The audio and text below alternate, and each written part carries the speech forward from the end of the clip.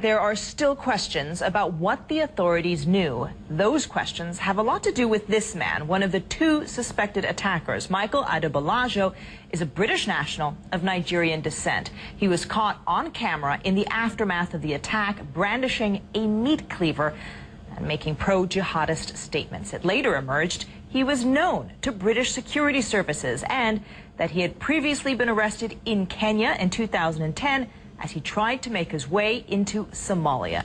Well, earlier I spoke to the head of the UK's Intelligence and Security Committee. I started by asking Malcolm Rifkind how concerned he is that Adebolajo apparently was not flagged up. First of all, we need to establish, did the security service, MI5, have knowledge of these individuals? If so, what kind of knowledge did they have? What was the history? What action might have been taken by the agencies already? There's a whole issue of that kind. Remember, when intelligence agencies, the same applies in the United States, so when you have a counter-terrorism effort of a very serious and professional kind, then you're looking at sometimes hundreds and sometimes thousands of people. And the extent to which you scrutinize the actions of any particular individual depends on the intelligence you have at that time as to how dangerous that person might be. You have people who are terrorists or who might be willing to be terrorists. You have a substantial number of other people who will never be terrorists but who are sympathetic to some of the aspirations of the terrorists. You have others who simply get carried away with a bit of enthusiasm but are not any real danger. So all of these people are people who we have to take an interest in. We have to try and check which category they come into. But you can only act on the basis of the best intelligence you have at any given time as to what actions you're able to take. How concerned are you that we might see copycat attacks? I know there's been some concern about a stabbing of a French soldier in Paris, and there's been some concern about a prison attack on a prison warden here. How concerned are you that we might see either attacks inspired by what we saw in Woolwich, and how do you stop them? Sure. What the world faced after 9/11 was the possibility of repeats, copycats of that scale. Massive terrorist attacks with massive loss of life. Thankfully, virtually nothing of that kind has happened since 9/11, thanks to much of the work done by various intelligence agencies and other law enforcement bodies, and that's something to be welcomed. So what we're seeing now is something which is disgraceful, it's awful, but it's limited to the attack on one or two individuals.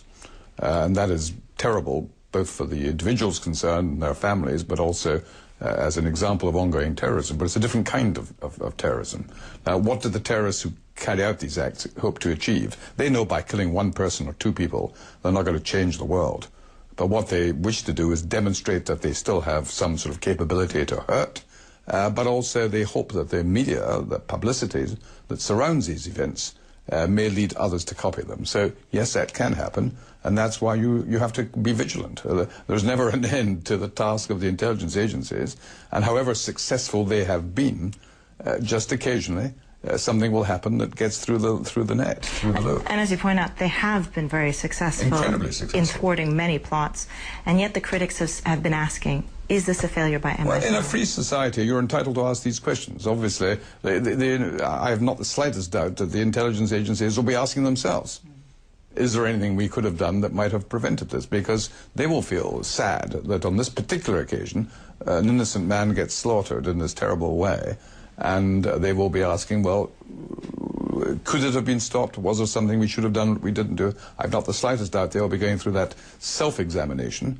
But what the public expect, quite rightly, is that there also is an independent assessment of the role of the intelligence agencies, and that's why the committee that I chair, the Intelligence and Security Committee, we're set up by an Act of Parliament. We're not part of the government, and we can criticise, but we don't just criticise. We criticise if the facts justify it. But if people are being unfairly attacked in the media or elsewhere, if we think it's unfair, then we'll say that as well.